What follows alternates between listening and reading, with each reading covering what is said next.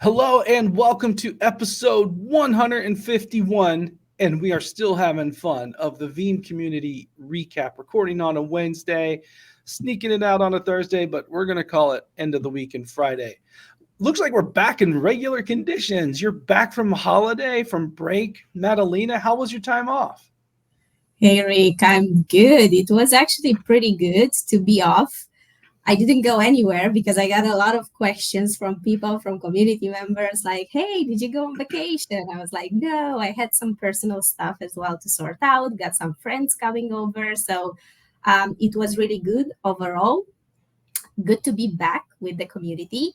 I have to say that I didn't stay away from the community though. I was still there, like reading good things, good content, working on a feature.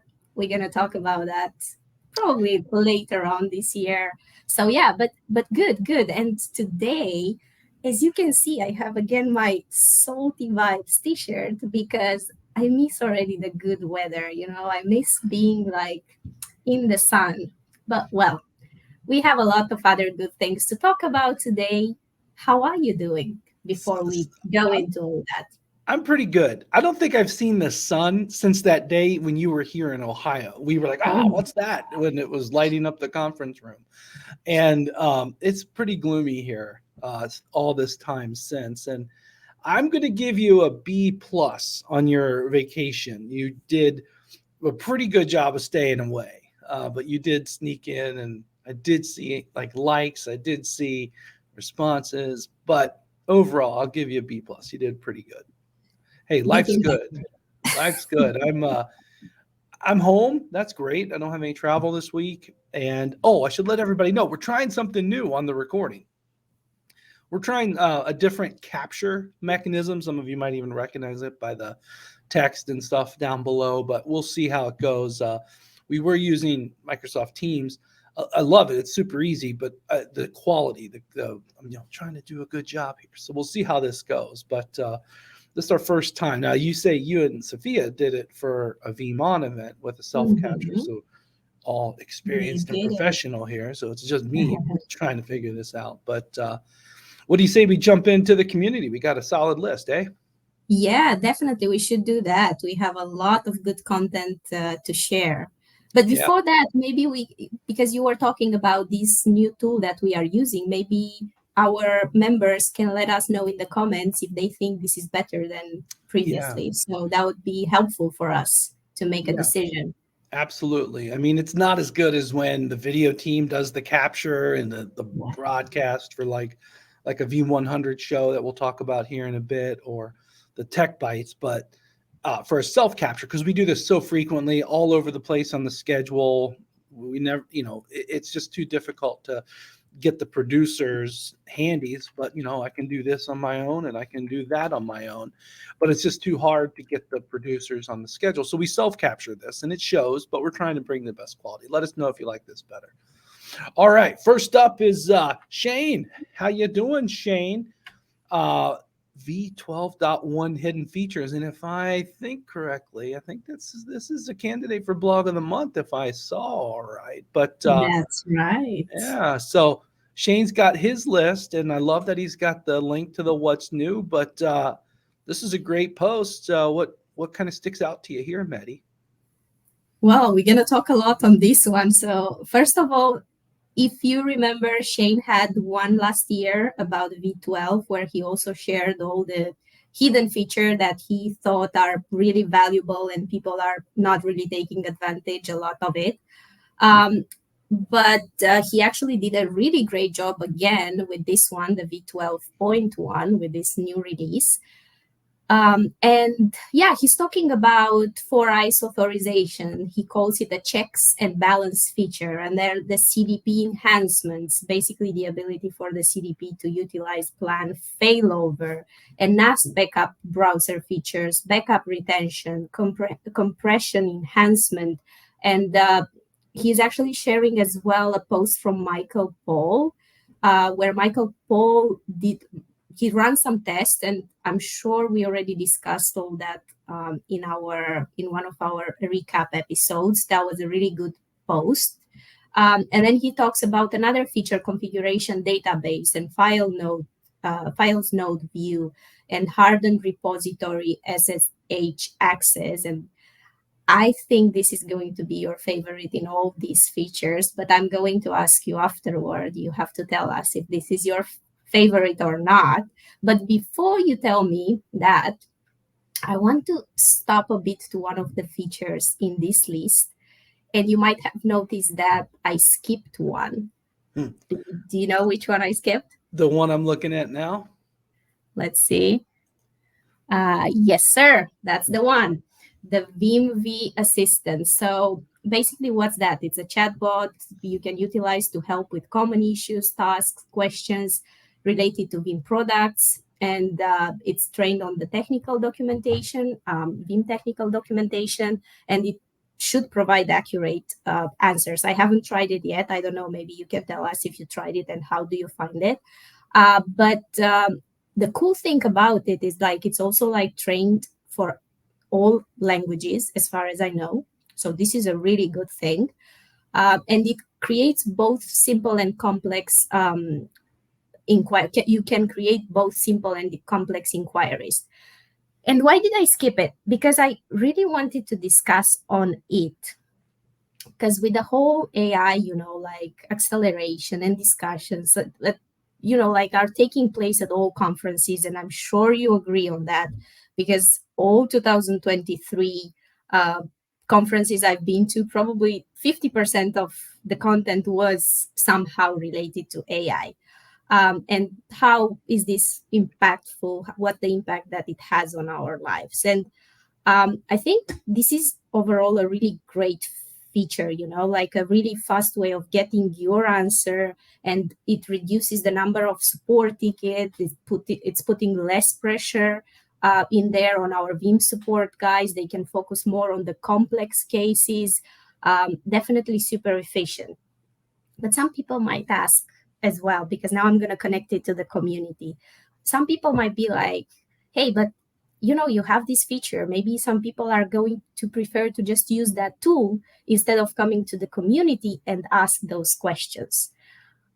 And I think this is a valid question in there. But what I want to mention is that the number one purpose of the community is not to be the support. And I think we discussed that previously, right? It's one component of it, but it's not the main one. It was never intended for that. What's the main goal of the community is to actually give the people the chance to network, have conversations from the heart, educate them, learn from one another, create special connections, help members grow, and have that rewarding system, the badges, right? Give them visibility, which I think we've been doing. But yeah, how do you see all that, Rick? What's Well, your takeaway? I agree on all of that. I love this post from Shane. I have actually some really good news, and I just learned that this new screen capture thinger doesn't capture my Zoom it. Oh no! So I'm like doing my Zoom it, but it doesn't capture it. So I apologize for the highlight here. It's about as Zoom it E as I can get without Zoom it working on the screen capture. I have an update here. Just last week, we got word that actually the AI assistant will extend to all editions. So it's really part of the trial in Wow. NFR. So that's an enhancement. Okay. But that was correct, Shane, as of last week, but we switched it up. No, super clear and good point there, right? The community is just that extra level that you can have for knowledge. You almost sometimes have to like get into the psychology of why someone wants to do anything in communities, because they just want to do what they do better.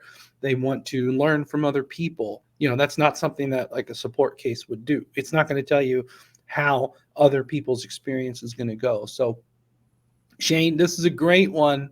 I think we're gonna come back to this topic here in a second, but outstanding, and hat But tip to Michael Paul's post also. you still have to answer which one is your favorite Oh feature gosh, a here. lot of questions. Only give me one question at once.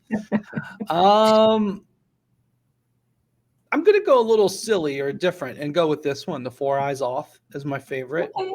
Um, Why? And I also like how Shane contracted this to 3. The default is 7, which I think is very generous. It really should only be 1. But Shane made it 3. So I'll go with 4 eyes. That's my favorite. And here's the thing, Maddie, I can't even keep up. I just barely recently got all of my environments upgraded to 12.1. So Veeam speed, it's kicking in. Love it. Thank you for this one, Shane. Speaking of Michael Paul, who was mentioned in the previous article, he's got a really good post here on egress fees. Now, this is a tricky one, but what's your take on this one? Because I have a take as well. So yeah, basically he's talking about the announcement that Google made about waiving egress fees, which is basically the fee for the data transfer, right? And it seems like the message was kind of misunderstood by some people, and some people went to that far to say that Google is going to abolish the egress fees, or this is what they got out of that marketing message that was all around the internet. And that's not the case, as per Michael Paul's explanation. What Michael is trying to do in here is kind of clarify it. And what happened is Google might, like he says, Google might waive them. But of course, there are some scenarios and there's a context when they could waive that fee. And this scenario is for customers that are wishing to either leave Google Cloud Platform completely or cease to use specific services.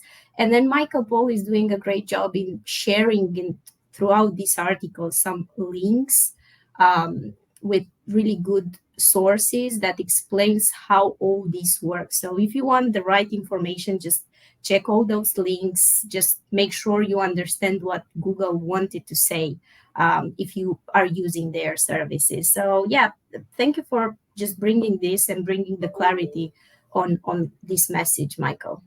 Yeah, and I think these 2 links that Michael has there with the form and then the actual announcement, this announcement, I think, does a good job of summarizing it. And it's just right here.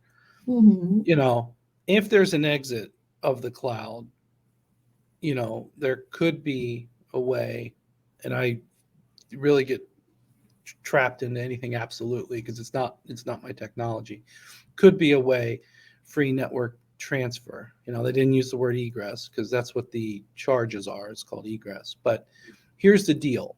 I think this is, if I'm going to dissect this announcement, if I put my kind of market analyst hat on, this is a smart move by Google Cloud in the sense of your number one objection handling of going to the cloud of, well, you're locked in, you can't take your data out and leave. Well, that's an objection handled. So that's why I think this move was done.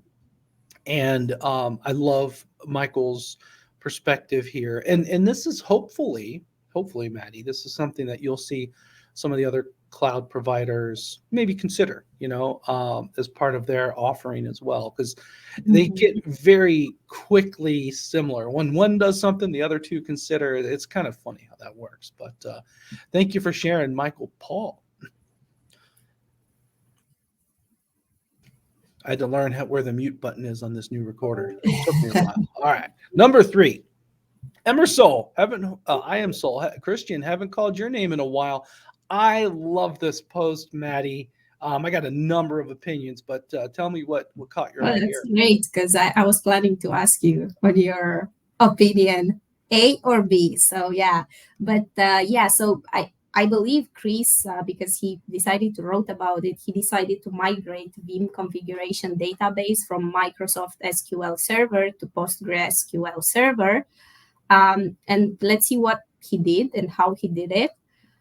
He's also sharing some good articles from Dario and Link State related to the subject. So if you want to go more in depth, you can also go over those. I think at the end of the post, he's sharing even more articles related to this subject. And he starts by giving us the reasons why he is doing so, or why he believes this is a good idea.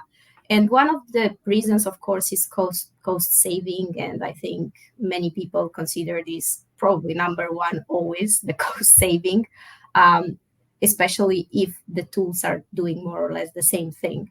And then he's talking about the less dependency on Microsoft technologies. This can be debatable, obviously, if you want it to be or not. It depends on your company.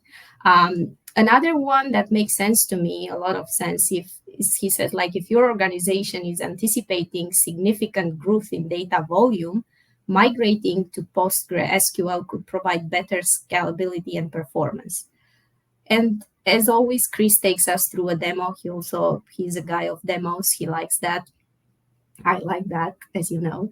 And now Veeam recommends still to use Microsoft SQL Server when you back up more than 5,000 VMs. But what's your takeaway on that? Are you Microsoft SQL Server? No, Are I have you both. for I have Postgres? both. You have both. I have Okay. both. I have many Veeam environments, and Okay. I have both. And so I actually went through part of this, Christian. So I'm going to start with, I guess, the data I care about most, which is actually my home lab. You know, pictures of my kids and a lot of digital stuff that I have. I mean, it's not a lot of data, but it's important to me. All right, I'll start with that. That data is a virtual environment that's protected by Veeam. I have had that server, that Veeam server, in use since version 6, and I have upgraded it all these years. But I hit a stopping point, two stopping points. One, the underlying database was too old to go to 12, forget 12.1. And then the Windows OS isn't yet obsolete, but will be soon. So I did this config backup, Chris. I exported it and then I imported it, but I did stay on SQL Server for the home system for now because I'm wondering if this is going to get easier with Veeam. Okay. So I'm going to give you that answer, Maddie, of one environment that's been in the market for a long time. It's been upgraded so many times. I've got Mhm. backup logs going back a decade, over a decade, Yeah. I think, Okay. because right when I started at Veeam, this was the new server. It might have actually been before I started at Veeam. I can't remember. I have to look at some of the logs, but I know the operating system, it was Windows Server 2012 R2. So it sounds like I made a new one at some point, but let's just say it's at least 12 years old. Okay. From 2012. And then I kept it on SQL, but I did fully upgrade it and move it to a new Windows OS and did the config backup restore into SQL. But new environments that I'm doing. See, I mean, it's a lot of steps. I'm just putting it on auto scroll and we're talking and talking and Mhm. talking. We're still looking at it. I'm convinced this is going to be easier at some point. So that's why I, in that environment, left it on SQL. Okay. Now, the other part of the equation, Maddie, and I love that you caught this one important point up here, that if we're backing up more than 5,000 VMs, the recommendation is still to have SQL. For Okay. net new deployments, by default, it will do a Postgres deployment.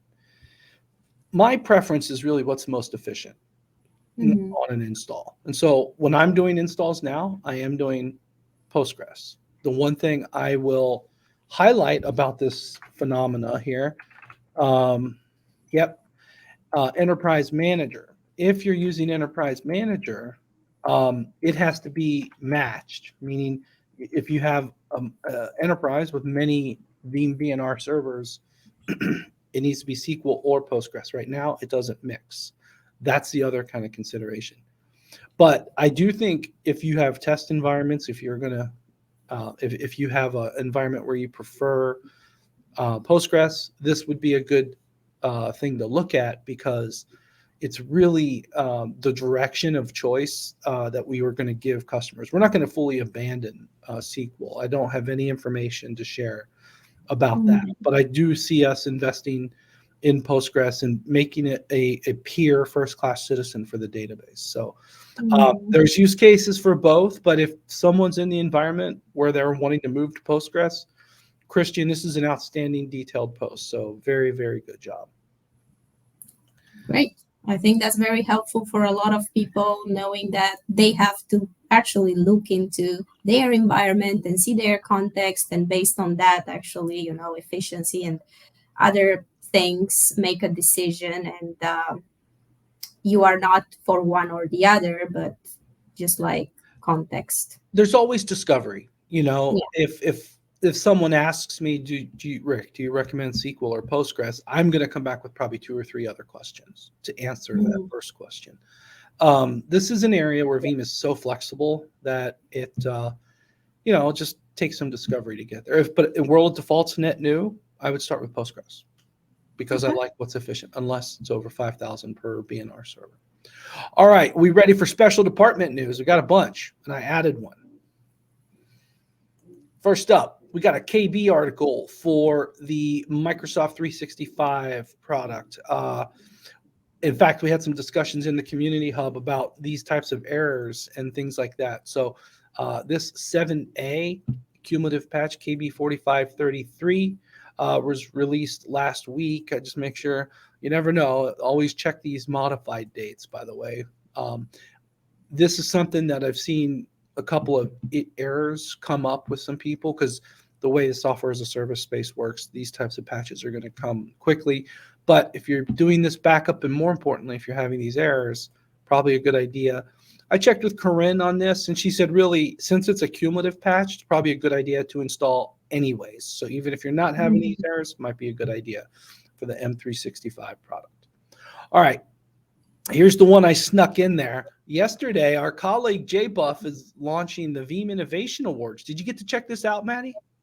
I did actually. This is really great post. I actually wanted to add it, but then I don't know what I did. Hey, I got you. I forgot, but that's good you added it to it. I saw you actually feature it on the homepage, so this is great. I think all our members should go and vote. This is great. I feel like so many of our community members that works for like partners companies, they were like awarded in the previous years.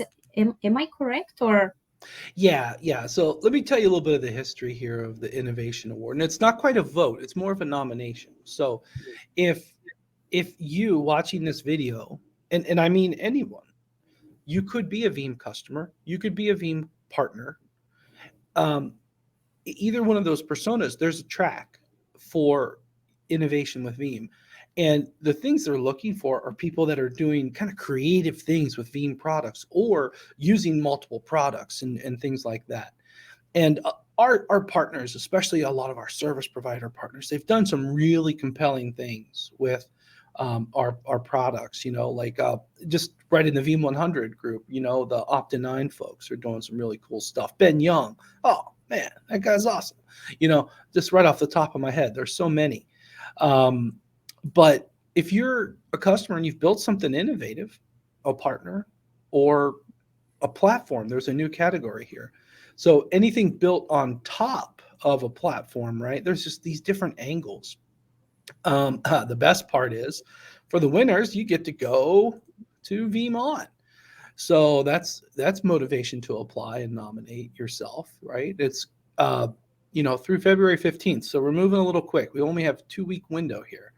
So definitely check this out. I think there's a rather awesome trophy that's involved. I mean, there's video and presentations and stuff. So this is a lot of fun. I really like this one, especially now that we have these additional categorizations. And so if you want to just go into it, it's a Survey Monkey, right? And they got some text explaining them, and you can go ahead and enter yourself here, and then starts with the basics and gets specific on what you're doing here. So I'm one of the judges, at least I have been historically, but Jay Buff's asked our team to do this. But this is a cool thing. I really encourage everyone to apply.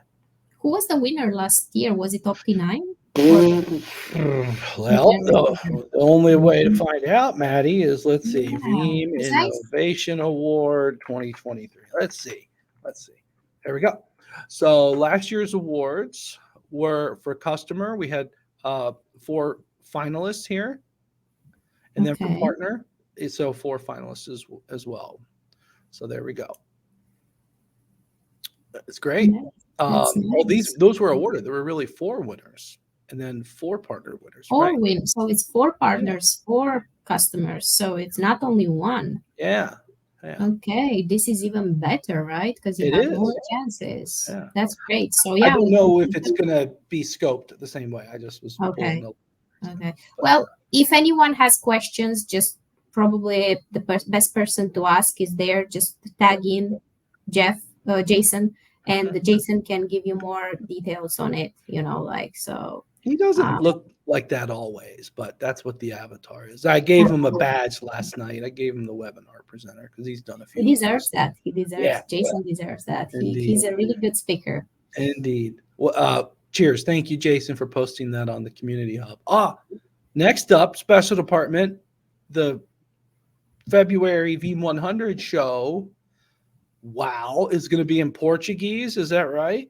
That's correct. This is the first one in a different language than English. So, as you said, it's going to be in Portuguese. We're going to have some of our vanguards and one MVP, and that's Elizabeth and Tiago, who are the 2 vanguards, Wesley, who is one of Vim MVPs, and then our moderator is going to be Julia. All of them are, guess where, from Brazil. Mm-hmm.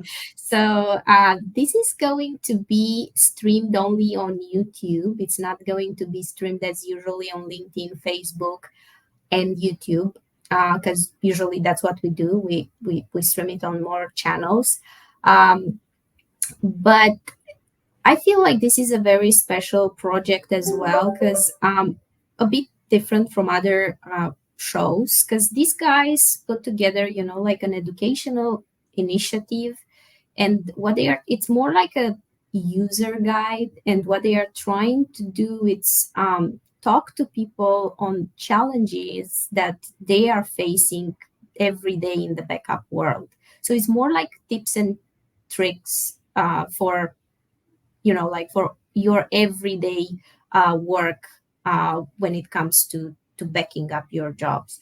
So I think this is going to be very interesting. I'm really looking forward to watch it. I do understand a bit of Portuguese. I know that might be a bit challenging if you don't, but yeah, it's kind of dedicated to Brazil and Portugal and all the other countries. There are a few in Africa they speak as well Portuguese, and all the people that can understand and speak Portuguese. So yeah, just register, be with us, share it on your social medias, and yeah, let's learn from these guys. I'm pretty sure they have a lot of good things to share with us. Yeah, it is about the journey. I did a quick translation there, and I think it's awesome. There are 2 people waiting. They're a week early. I think one of them's me, but someone else is really excited. Maybe it's you. That's got the page open. I'm That not could sure. be, yeah. Okay. So no, some people are excited, but anyone who's a week early is really excited. But no, big thanks, Thiago, Beth, Wesley, former Vanguard, now in our support organization, and Julia. This will be a great great episode. I will definitely watch the recap or the replay of it. But you know what I might have to do, Maddie? On YouTube videos, you can slow it down, right? Back speed. I might, go at 75% so I can understand it, right? So that's my little Yeah. trick on those. So And I don't know, do you have the capture, the subtitle? captions, yeah, I could do. Mhm. I could. I do believe they'd come in Portuguese, but I can read it better than I can hear it.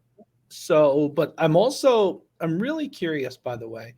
I don't know if you've been in the Bucharest office when this happens, but I used to go into some of the inside sales offices around the Veeam world, and you hear all these languages going, but you hear some very, very consistent words. You'll hear Veeam, you'll hear cloud, you'll hear backup, you'll hear snapshot, you'll hear replica. You'll hear some of these words that are the English words that are the same in all those languages, which is a very, very interesting thing. Which reminds me of AZ one time. He was a little bit less comfortable talking about Veeam in his mother tongue than he is English. That's a story for another day. But Yeah. All Yes. right. So we started with Shane, and we're going to kind of end with Shane and the V12 hidden features because his topic, that fresh one, is up for blog of the month through February 4th. And it looks like we got 7 really, really good choices here. Yes, and I really want to congratulate everyone that made it to it. This is again a special edition. We have December and January content because obviously December it was a slow month for everyone. It was vacation, so we didn't really do votes, and we decided to just postpone it a little bit for January. So yeah, we are waiting on everyone to vote, to share it on their social media. I actually saw like a bunch of the people that were nominated made it to this contest. They actually shared it on LinkedIn, on Twitter. So this is really great practice, you know, because this can change the vote for each of you. So I think this is great. So yeah, basically we're gonna close it the vote on the 4th, which is Sunday. Probably midnight New York time, as always. And then on Monday, we are going to announce the winner. We're going to have the post with the winner. So, yeah, pretty exciting. I think this blog of the month becomes bigger and bigger month after month. I like that people are getting actually encouraged to write, to post more often. And, you know, they want that badge really badly, and Yes. that badge, yeah. So it's actually pretty cool. I like it. Cool. And you know, speaking of badges, I'm going to add something kind of off script here real quick. I want to give a congratulations. Let's see if I already did my vote, so I was not logged in on purpose. But I want to give a shout out, and let me find it this way real quick for a second. Do you remember? I asked Sophia to make a special badge. Do you remember that? The I do. the bragging rights badge, right? So I want to bring up. Yes. I did something kind of mean. Okay, I made a quiz at the at our kickoff, and Okay.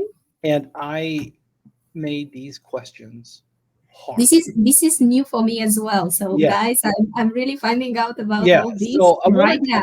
I want to give. I got to pull this up here. I want to pull up his page. I'm in the admin portal here, and I got to remember, how do I pull up someone's public profile? There we go. Okay. So now I can go back. I want to go back to this. I want to recognize Shin. Shin is in our Korea team. Okay. Dongun Shin. Okay. Madalena. I gave him, he got this badge. He's the only one in the world who has this badge, the bragging rights badge. Do you want to explain maybe a bit what is Yeah. this? So I had at our kickoff, and this guy had horribly difficult questions, and he got them all right. I want to give Oh a big my. shout out to Shin. You know, let me just show you some of these questions. This is what I loaded into our we use that Kahoot engine. I don't know if any of you have heard of it, but like it's like I did trick things like I was like, you know, what kind of, you know, path do the files go into, and just like how many object storage immutable options are there with Veeam. They were just nasty questions. I was even told they're worse than the VMCE questions. Oh my. And Shin, I just want to give you a big shout out. You can engage here at the hub if you have that type of knowledge. Please, I mean, you've not contributed, but you're present. You got this badge flaunt it. That's amazing, Sheen. Yeah, we are looking forward to see content if you got this badge. But Rick, now I'm pretty sure you made so many people curious. How can they get that badge? You have to tell people because it's not clear. Nope, just him. We'll do a 2025, and that would only be for employees. Okay, so that's an employee's badge, it's an employee just to make it clear. Okay, correct. Yeah, that actually makes a difference. All right, next up, who's new? Big thank you, Sophia, for preparing this yet again. Plus 125. That's a solid number for a week. We didn't miss a week. Shatoria and Devin, some employees are creeping in there. Speaking of that, RFR. Yeah, I had a call with them yesterday, so that's why. Okay, that's how that was. Pretty good turnaround. All right. Yeah. Looks like we got some people from France or Turkey. They always capitalize the last name. That's always a. We have an event on Turkey coming. I haven't really introduced it yet because it's going to be February 13th. We're going to talk about it next week, but I think that's the reason why. I like this one. Maps, bean jelly, or bean jelly bean, but not bean jelly, jelly bean. Well, I mean, these are fun. I love these names that come in. Welcome everyone. And then let's see what Sophia picked up for the. Whoop, there's just a tail. Give me the rest of the cat. There we go. All right, coolest usernames. Genuine Luke. Maps. All right, cool. Cloud Smart. That's good. Bigun. I don't know what that is, but I like it. That's good. All right, coolest username. I don't know what it is. Any guesses? No. Alfred says Penguin Pages. Oh, that's interesting. That's original, actually. That is. Yeah, that's cool. Yeah. That's cool. And that was a new design. You haven't said that, Rick. Oh, that was a new design. Yes, new logo. Thank you, Sophia Creative, whoever helped out there. That's actually, and that's a good point. We should actually say it's probably reasonable to expect that through the year we're going to rebrand, get the new logo, throughout the community. We are working on it already. It's a lot of work. So, tell me about. You needed a vacation just to even think about it. So, after rebranding, I need a vacation, like 2 weeks vacation. So, we will have that new look propagate through. But Madalena, thank you so much for preparing the content here for us today. Thank you, Rick. Thank you. All right, everyone. Have a great weekend. I don't even know what next. I should be normal circumstances next week, so we'll go for it. I should be as well, so that's something new. All right. Well, have a good weekend. We'll see you next week.